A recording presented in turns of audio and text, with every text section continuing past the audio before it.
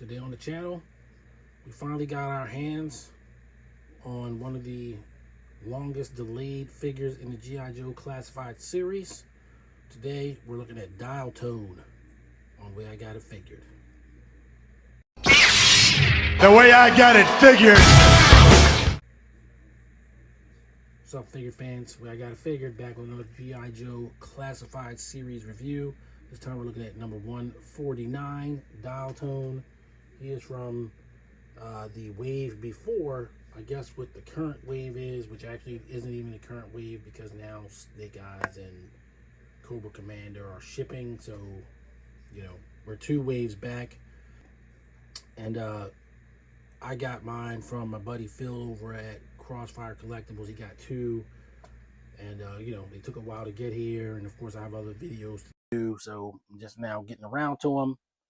But we are finally here. And he is definitely one of the figures that hits from the years of what I would call peak G.I. Joe. To me, 85 and 86 was probably the top.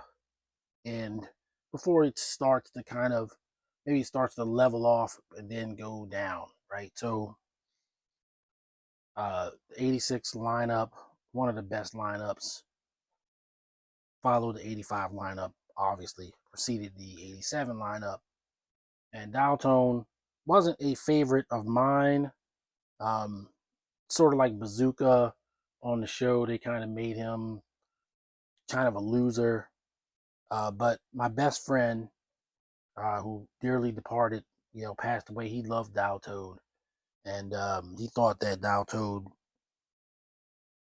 sort of got a bad kind of interpretation, how he was treated. And I would say so.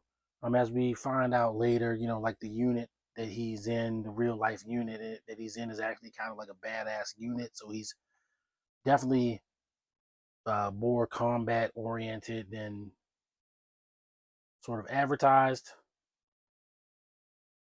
But, you know, his file card did him no favors either. All it talked about was he was like a, you know, ham radio user when he was a kid and eventually started making his own equipment. It never says anything about anything that he can do other than just the radio stuff. But that's neither here nor there. We're angling very soon to be done with at least the carded figures from 1986. We've got Sci-Fi and Mainframe coming, and we know Iceberg has been name dropped, so we're pretty close to having the full 86 lineup. So as usual, we're gonna go over the package, get them out, check them out, look at his accessories, and compare them with some other figures in the line before we get you out of here with some final thoughts. Starting with the packaging, we've got his box, and of course he has the carbon fiber-ish looking thing there, Dial Tone, 149, pretty decent artwork on the side. There's file card symbols also on this side, and the QR code to nowhere. And then in the back, you've got some nice photography. And of course, it's taken off of the episode where they all went on dates. It was like, I think it was Leatherneck, Dial Toad, and just Lifeline. I don't know. I can't remember who the third person was. But they went on this mission. It wasn't really a mission. It was like a date. And they were in like a Sky Needle. And the Sky Needle came crashing down. I forget the name of the episode, but you guys probably know what it is. There's Leatherneck in the background. And of course, you got your backpack and your unit insert on his arm. And then looking at his file card symbols, they're very similar to Breaker. We've got 2 telecommunications, 3 telecommunications device, 3 cryptography, and I've got to look up that other symbol. I can't remember what it is. Either this is cryptography or this is cryptography, which will be a 2. And then this is, I think this is cryptography though. So I'm going to have to come back to that. But neither here nor there. We'll get Dial Tone out and check him out. All right, so we got Dial Tone out of the package with all of his accessories. He comes with a couple of things of interest. So he's got his backpack, which is now colored. This was all one sort of gray color on a real American hero figure. Now they've sort of given it some paint apps to make it look like it's in like a rucksack type of deal. Comes with a knife. Comes with kind of this, I mean, I guess it's supposed to be a cell phone. I don't know. Some kind of data pad type of deal. Comes with his little submachine gun, which I guess is supposed to be like a new age take on the original gun that he came with back in the day. It does have a blast effect port, of course. And then he has this radar thing. Well, it's a radar dish. It's not a radar at all, but maybe it's like a signal booster. But the funny thing is, this seems like something that would come with psych out. So I wouldn't be surprised if we see this again whenever they get around to doing psych out. You know, psych out came with the little radar dishes that you put on his arms, and he also had this sort of like a man portable thing with a radar dish on the end of it. I guess it was supposed to be, you know, sending paranoia waves or whatever. But in G.I. Joe Classified series, everything is smaller, more compact, and it seems like something that would come with sci-fi. To me, just an opinion. I don't have any inside information. Looking at Dial Tone himself, he looks pretty cool. Got a lot of new here, but also some reuse. So it looks like his body mostly is reuse, actually. I mean, the new is the head and the vest, but it looks like he's pretty much the scrap iron body with a couple of things added on there. Definitely the legs for sure, for certain. But it looks good either way. You know, he's looking pretty cool. We know now that they have all kinds of. Oh, he's got a little antenna thing on his arm, on his. That's weird.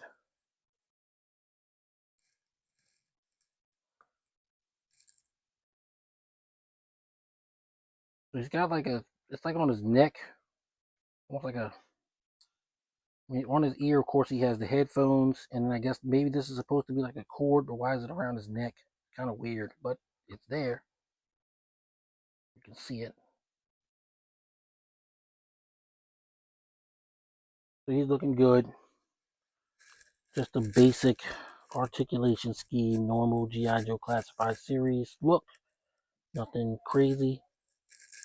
I like that he's got this sort of portable walkie-talkie thing on his leg, even though it's probably overkill.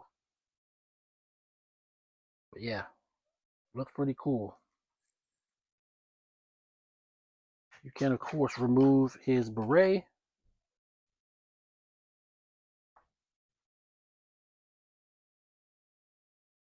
But yeah, there's Dial Tone for you. So what we're going to do next is get him geared up, and then we'll do some comparisons. All right, so we've got Dial Tone all dressed up with nowhere to go. And you know, he's pretty cool. The extraneous little thing there, we don't know what it is. There's nowhere to store it, you know. I generally don't like when they do that with G.I. Joe Classified series where they have stuff and you can't store it anywhere. That, you know, they've done it with so many figures where you can store everything. But I generally don't like it when you can't. But, you know, he looks cool with all of his accessories and everything. The backpack has a very long peg, if you can see it there. So it doesn't really want to go all the way into his back, which is why I don't have the, um, you know, microphone for the radio like in his face because it's going to look weird. But it's staying in there and it's not preventing him from standing. So, you know, what am I supposed to do? How much complaining am I really supposed to do? But I do think he's a pretty good figure. He's not anything that I haven't covered on the channel before because of the reuse. But again, they've become very good at using things again, but almost having it be of no relation to what it originally came from. Like you can't, you know, if you don't know that it's scrap iron parts that he's using, then what difference does it make to you? It looks like Dalto. So you know when they can do it that well, I think it's a good thing. So what we're gonna do next is get in some comparisons before we get you out of here with some final thoughts. All right, so we got some comparisons here. Some of his 1986 stablemates. Hawk, whose helmet came off somewhere, so I got to find that. Sergeant Slaughter and Leatherneck. And yeah, you know, he looks like he fits right in with those guys. And we're moving right along on our G.I. Joe Classified Series 2 Real American Hero collection, or, you know, vice versa, Real American Hero, the Classified Series. And yeah, I like what I see. Looks great. So that'll do it for comparisons, and we'll get you out of here with some final thoughts.